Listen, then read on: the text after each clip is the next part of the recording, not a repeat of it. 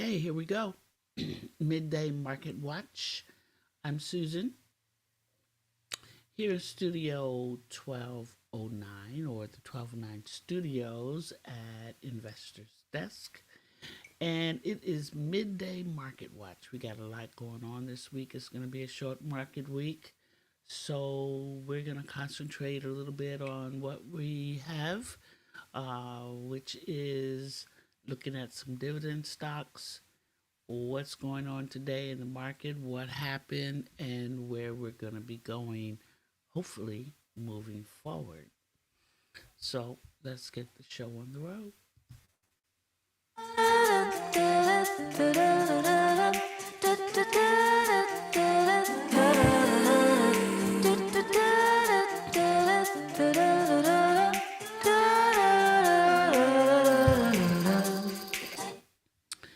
All right, I like that. I like that song. I really do. I'm gonna have to shorten that though. It's a bit long. Hey guys, Susan here once again. Guys, gals, traders, um, investors. We are giving out some information here, and of course, I have to put up my disclaimer real quick. I will do that now. Basically, especially today, the market is very volatile. There's a risk reward involved, so therefore, you must be careful. If you want to engage in this market, we do always recommend that you talk to a financial advisor, planner, or even a certified public accountant or real estate, and an attorney or your broker. Yeah, that's our advice today. So I'm live. I'm unlisted. Sooner or later, I'll go live public. But right now, because, I'm still trying to get my feet wet in this whole YouTube environment thing going on. I do have another channel here on YouTube called Creatives Cafe, and I do a lot of creative work on that side. I look at a lot of live streaming products, and I try to get into a little bit of my photography and, even some artificial intelligence, information. So that's over there, but we're over here today. And with that being said, we're going to go ahead and try to build a portfolio one legacy at a time. I do have my dividend stocks. We are going to be working with my Tasty Trade chart today. So let's see if I can pull up the other side of the coin here. I want to share, see if I can find a better share screen here.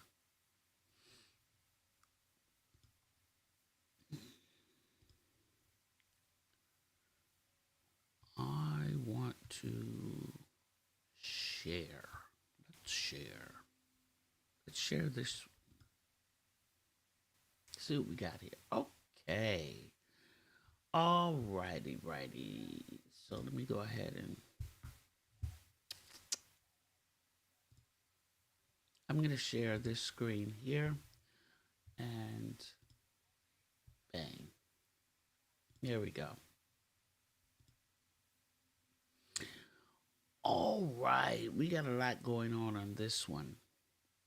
And this is what I normally work with, and this is the Tasty Trade brokerage platform.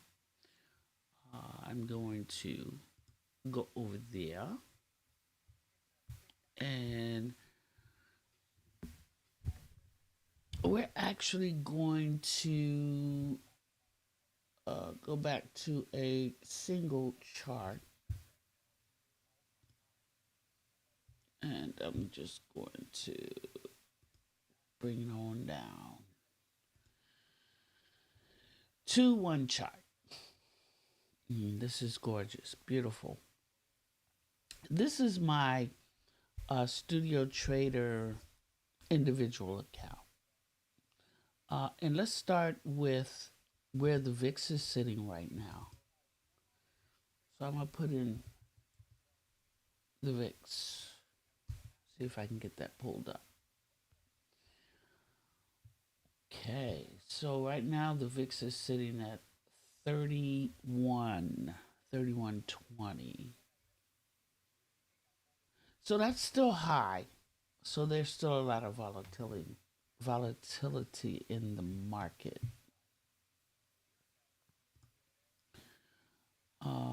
And I want to see VXX. Okay.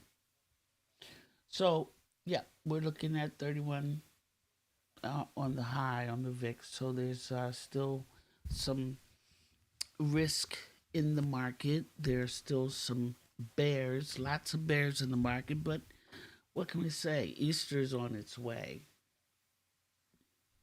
Yeah, it is. The Mag 7 are down. That means the Nasdaq is down.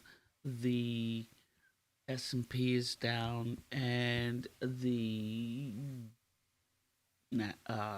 Dow is down. Not significantly, anywhere between 1 to 3%.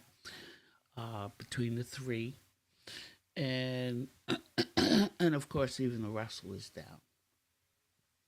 So those index or indices kind of span all of the different stocks that we have going on here. Um, so we have the SPY, the Qs, and the IWMs, and the DIA. And if we look at those, let's just go ahead and play these down. Oh, there we go. We want the chart. Coolio. So we got the SPY here. And let me try to bring this down a little bit.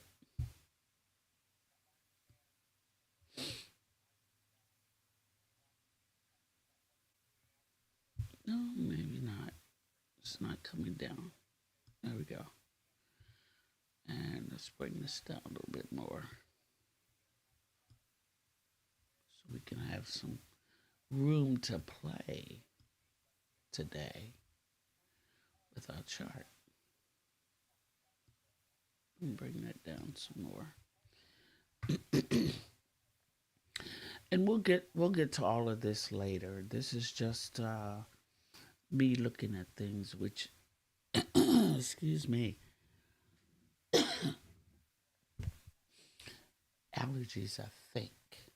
So the SPY reflects the S&P 500. The Qs reflect the why does it keep jumping like that? The Qs reflect the Nasdaq, and the IWM reflects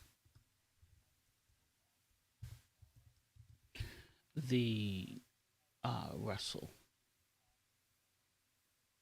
Yeah, I do believe that's right.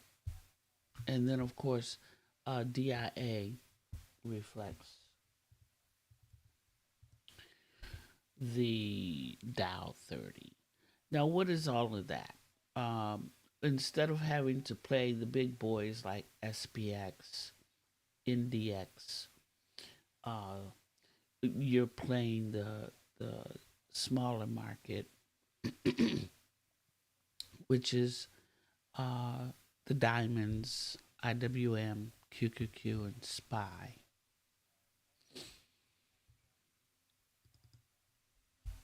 I want to go through some stocks here today, and let's look at one that we always look at, and that's NVIDIA.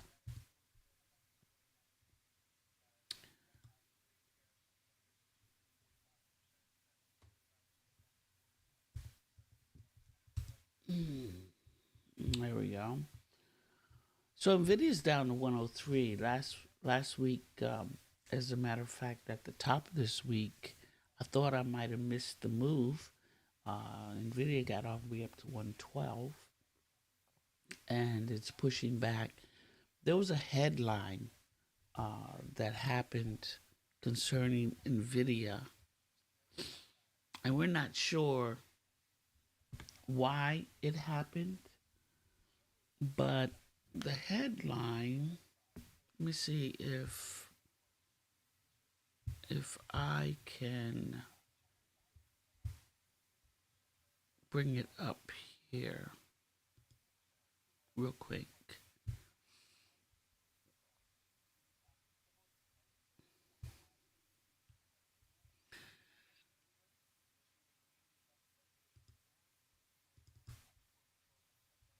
Yeah.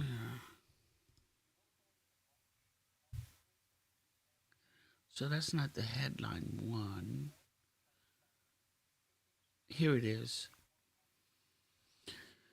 So I was watching pre-market this morning with Tom, Tony, and Vanetta. And Vanetta always does the late breaking news of the morning. Nvidia says it will record a $5.5 billion charge tied to HTO processors exported to China. Now, why is that big news? But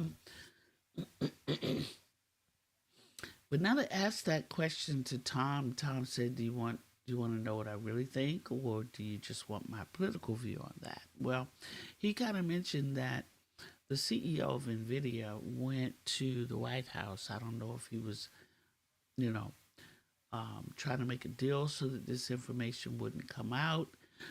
We don't know what that's really happening, but um, obviously the White House didn't like it. The market is not liking it. Or it could just be that the fact that on Thursday, NVIDIA is going to be doing their earnings. Folks are taking profit. They don't know where the chip stocks are going right now. So, as it stands, that's what's going on with NVIDIA. All right. So, let's get back to. Let's go ahead and get out of here.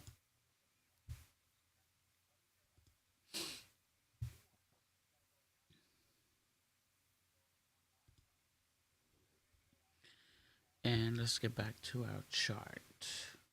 All right, very cool. So that's what's going on with NVIDIA. And now we're looking at it at 103.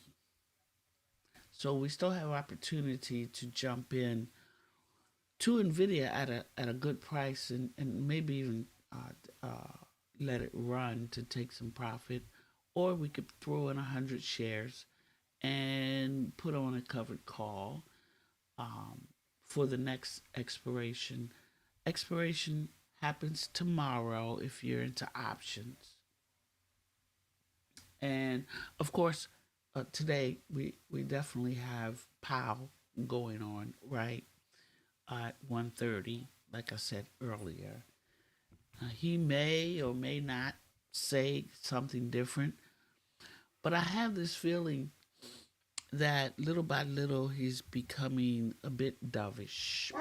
But right now, I think he is still uncertain, so he's staying the same in the market.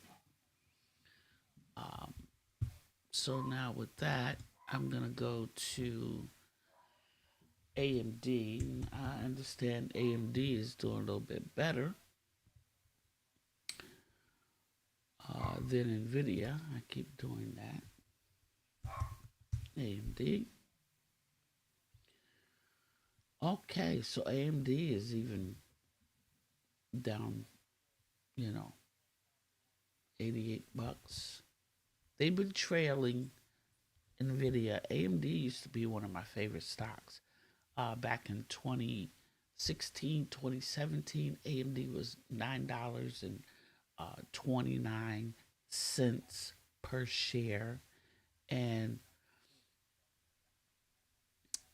I I picked it, and then it went and shot up like huge. Um, I think AMD at one point got up to, I'm not sure where I'm sitting here, but if you look over, I guess, a 10-year period, you'll see the rise of AMD. And I'll show you a little back testing on that later. But right now, they're all down. Um, Meta, Meta's down. What's his name? Zuckerberg. Zuckerberg went before Congress or some congressional body concerning him being a monopoly with Instagram, WhatsApp, uh, Threads. What else does he own? Of course, he owns Facebook.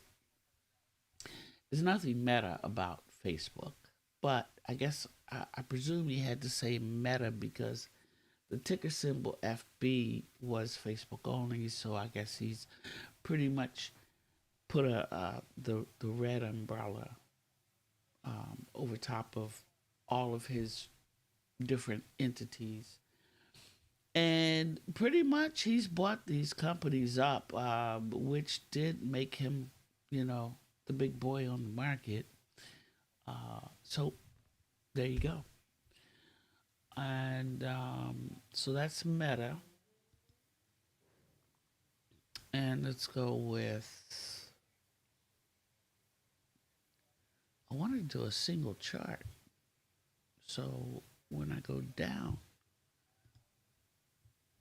I don't want it to be.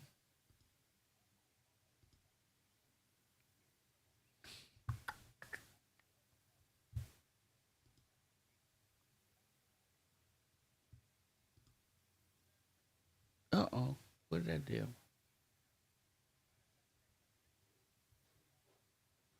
That's what I did. Oh, of course. Let's go here. I was here. Let's go here. Great. So that means now I should be able to go through these without having to click on something. Disney. Boom. There we go. Disney is sitting at 83. Uh, okay. Gold, GLD, which is Barracks, I believe. No, I believe this is Spiders, GLD. And GDX is the ETF in gold. GDXJ is the gold juniors or the junior ETF. Gold is up quite a bit. Let's go and just, the one I hold is Alamos Gold, which is AGI. And my portfolio is doing well over there. Alamos. It was up higher earlier today. I thought it actually opened and went up to 42. Yeah. I saw 42 earlier. Interesting. Okay. So it did a little pullback. Probably it opened because I did look at AGI in the pre-market, and that next to GOLD, which is the new symbol for Barracks. It used to be ABX. So this is sitting at 20. So AGI is still the best. Picks and shovels, that's what these are, guys. Gold miners. It's not actual gold. But let's go back to a magnificent 7. Who else is in there? Amazon. And of course, Amazon is down. Amazon actually had gotten up to somewhere around 183. possibly. Yeah, it was something like that. Um, who else is in the Mag 7? Not sure. Can't remember. But I can probably go through this. And oh, I did want to look at, oh, Tesla's in the Mag 7. Did want to look at Taiwan Semiconductors. That was up quite a bit. At one point, I did see it up around 190, 195. It had gotten up there quite a bit. Maybe not that high, but it was up there. All right, Tesla's the part of the Mag 7. Let's look at what they're doing. I did put up a Fibonacci chart at one point uh, for Tesla when I was playing Tesla. I am not in the TSLA, the Tesla. I'm not in the Tesla brand any longer. And the interesting part is that uh, Tesla never put out a dividend on its stock. Right? All these years, even with the amount of splits that they had, even when the stock got up to like almost $1,400 per share, that was back in the day. I think that was back in 2020, and it was sitting somewhere around 1,400. Oh, and Chipotle, it was crazy. Chipotle was like 1,600 a share. They did a 50-to-1 split, and I haven't seen Chipotle stock do anything since then. Um, I'm not sure what that stock symbol is.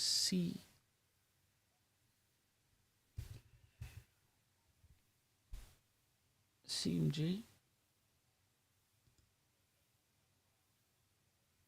Yeah, Chipotle Mexican Grill. Uh, it's look at this. It's at 40. Wow, 45, 48. I can barely see that. I have the wrong glasses on. I have the wrong glasses on today. I can see it better over here. Um, as a matter of fact, I know you guys can see this, um, but I'm going to move everything over here. So I can at least look like I'm looking at the chart. When you're looking at me, I'm looking at the chart. Yeah, there we go. Yeah, I can see it better over here. And who else do I want to look at? That's Chipotle. We looked at Tesla 245. It's been lower, and I would actually call this line down here resistance, or I'm sorry, support, and I would call this resistance up here. Um, because if you look one, two, three, it's I would say three times it's touched resistance and moved down. It tried to break at some point, but this is definitely support. Now, if it goes below here, which it did not too long ago, um, then it's definitely going into a downtrend. All right, Google. is part of our Mag 7. Google was up there too. Google was like a $2,000 per share stock, and uh, they did. I think their split was it was either 20 to 1 or 30 to 1. But it's as soon as it split, and I saw, I felt it as soon as it split. It kind of crashed a little bit, and so you had to sit on it for a minute before it came back up. But I don't think it got below this price target here. So I guess we could say this right here is resistance. It broke resistance right here because actually I would do a three. I would do 3 points. I would start here, and I would call that support. So one, two, and right now resistance is probably sitting somewhere up here. That's what I'm thinking. Because you got one, two, and three over here. Uh, so yeah, you might get resistance right here around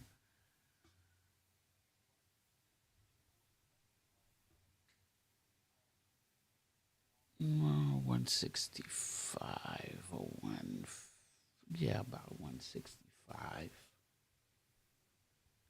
So that's what we're looking at there.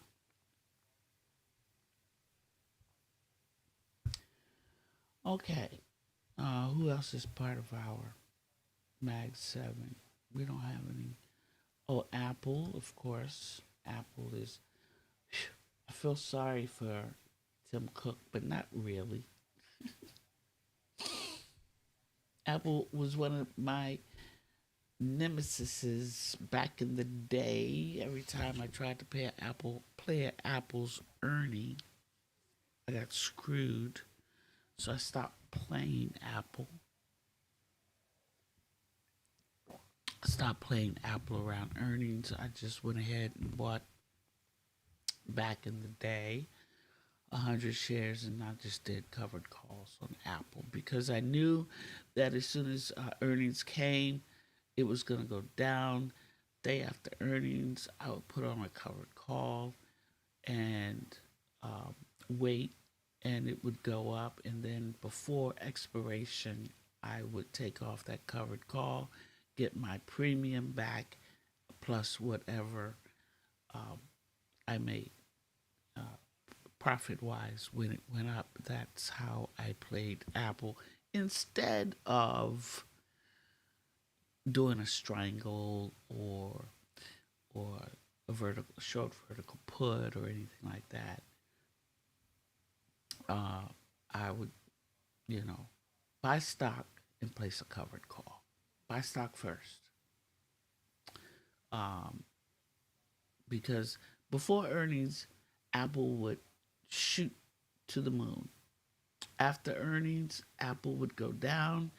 I'd go in and buy at the midpoint as it was coming up, 100 shares.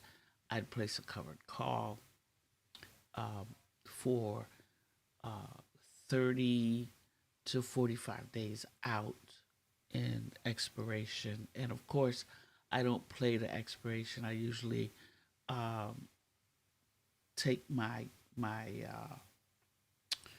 I usually close my option 21 days, which is tasty trade mechanics. But if I get that move that I'm looking for, I can take it off the next day or 2 days later or a week later. I don't have to wait 21 days. As long as I get my profit in, I'm good. Right. Let me go over here and open up my Brio. Coolio. All right. So, what do we have now? I think we got all of the Mag 7s. Um, for that. My dividend stocks. I'm just going to read them out to you. Actually, let me go ahead and oops, I'm on the wrong side of the screen. Let me go ahead and click them in. CVS. CVS has a dividend. Over here, it last, let me see, June of this year, you're going to get a dividend. It's not much. And this is what you can do with this. PM.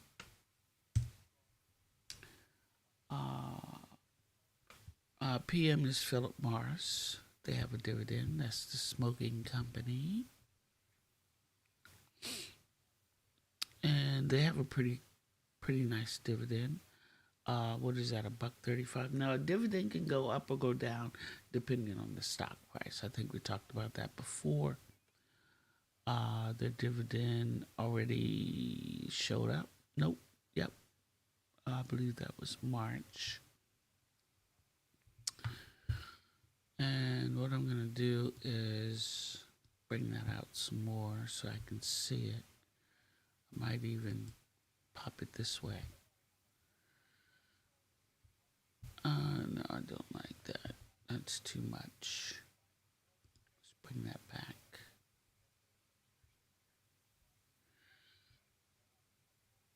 Okay.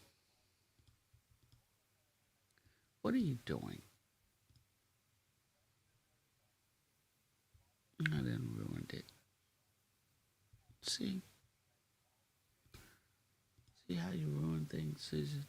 I got the color wheel going. Let's go over here and see if we can't get rid of that color wheel. All right, I'm in trouble now.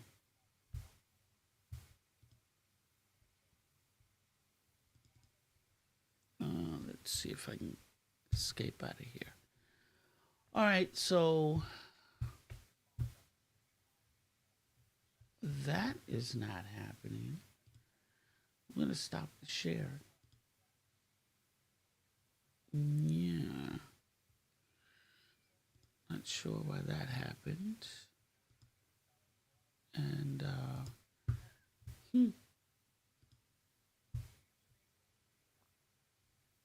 let's go back to...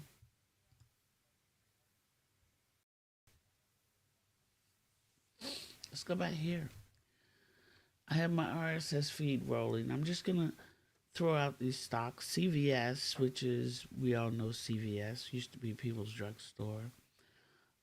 Philip Morris is still doing that.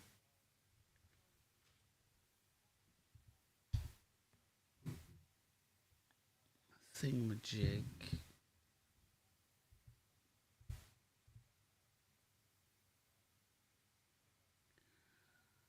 All right, we're going to have to come back to this.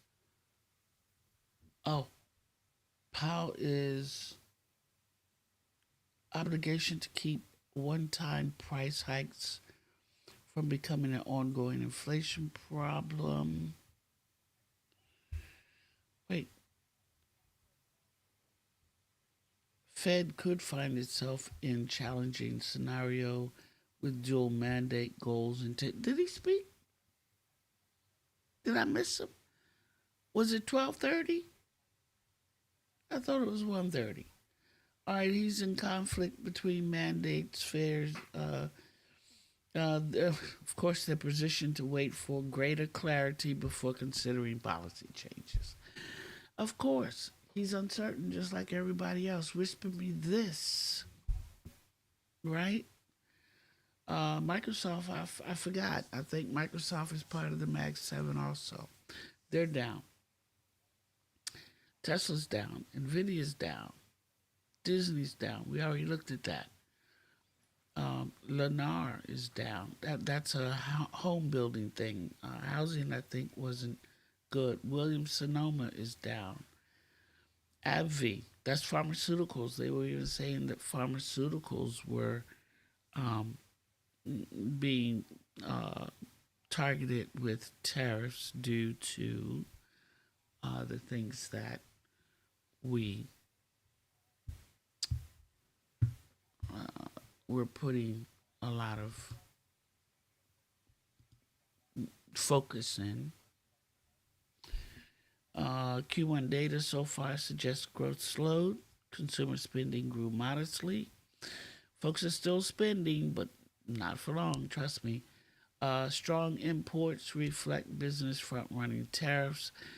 Okay, so right now everybody's trying to do something before something else, before the other shoe drops. I'm surprised Gilead is up. That's a pharmaceutical. Um, Energy, Starbucks, anything retail like that's overseas at China, that's gonna definitely be down. Merck, another pharmaceutical, is down, but not by much. So there you have it, guys. Seriously, we got IBM, which is it's American based. We might want to look at that. It's 240 a share. That's expensive for IBM, which back in the day, that was another flailing stock like Microsoft. And if I mention, My conversation with Professor Rajan Raghu. But first, I'll briefly discuss the outlook for the economy and monetary policy.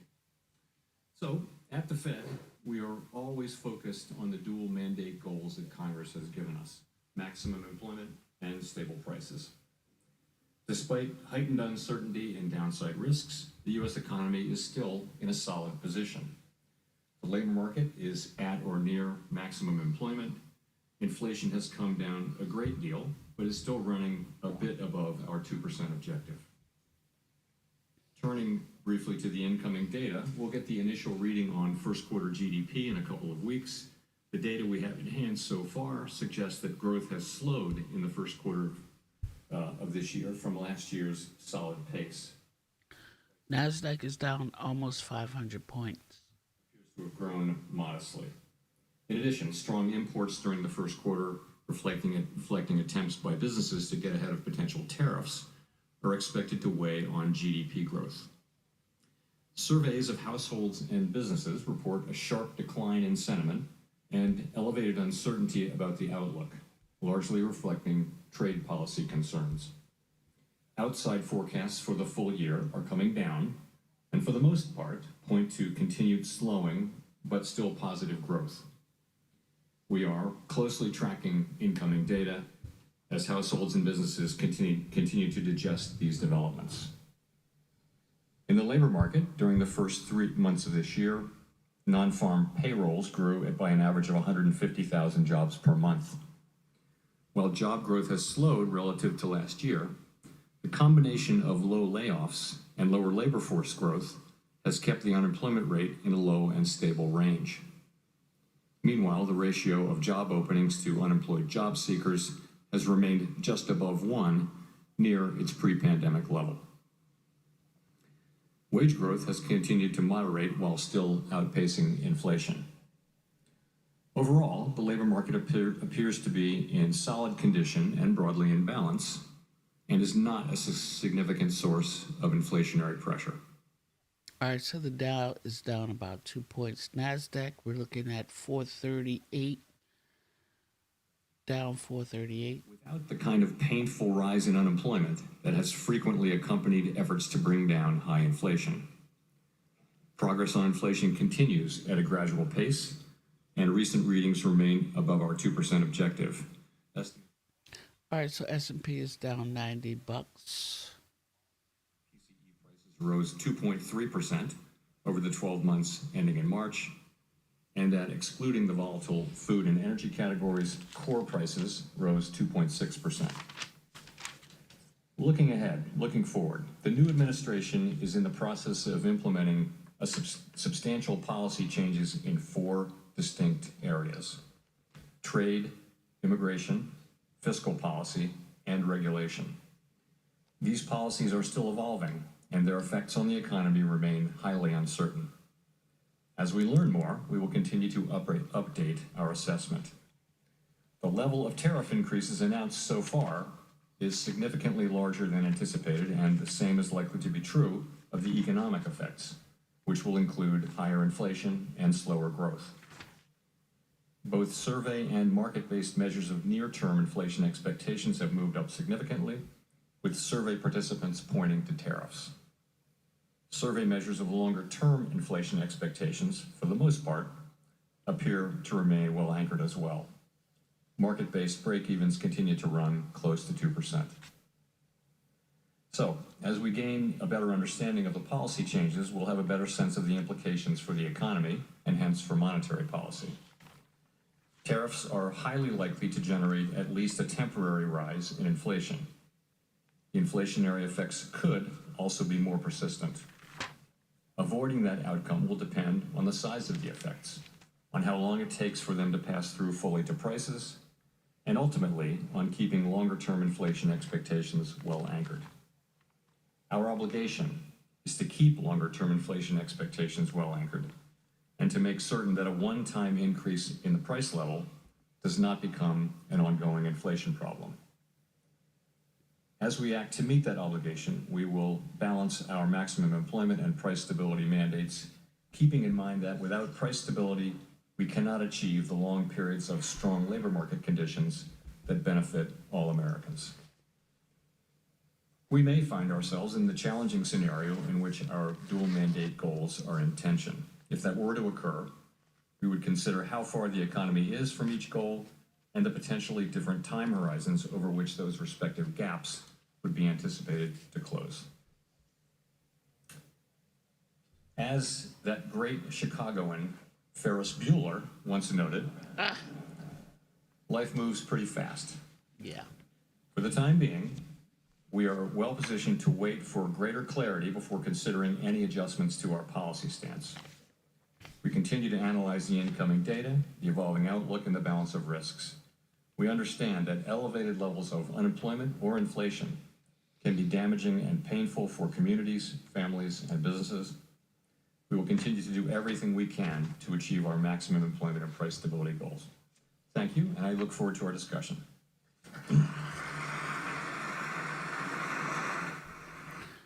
All right, so I'm going to go ahead and end this broadcast here because I do want to look at the questions that they're going to be asking Powell moving forward. He mentioned a few things and that are important. Of course, he said the same thing. They're not moving. They're not budging an inch. Kind of like all the other countries that are being tariffed. Nobody is really budging right now. That's why that whole cabal about all of these ridiculous percentages on our neighbors as far as the tariff taxes go. Sure, we can have tariffs, but we can also negotiate.